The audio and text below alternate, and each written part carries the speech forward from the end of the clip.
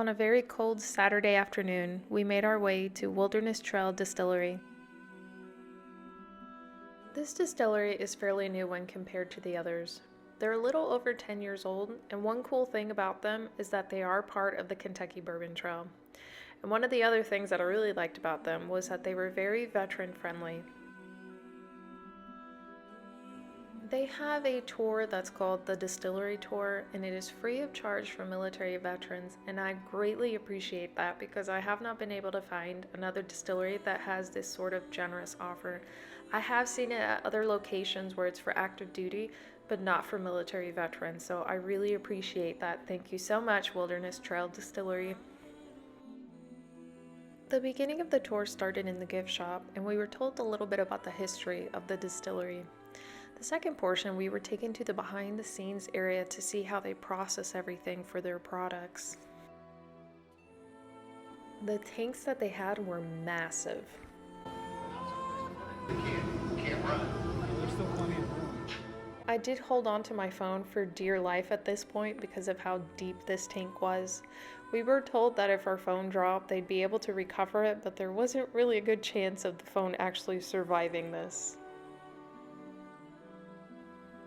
After this, we were then taken to a separate housing that had all the equipment for distilling their products.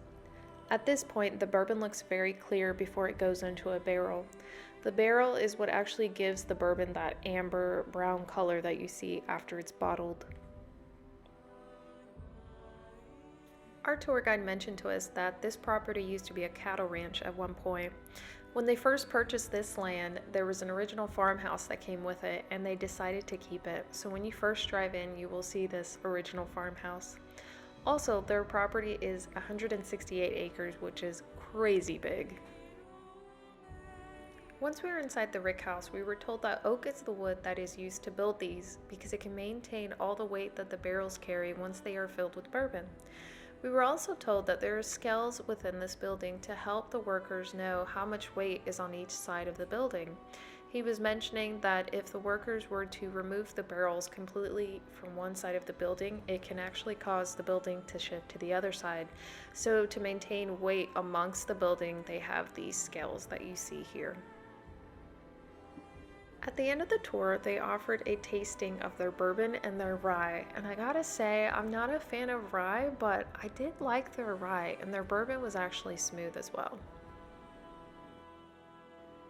There was a very friendly cat in the gift shop, and I believe he was very loved because in the souvenir section, there was a bag with his image and his name on it.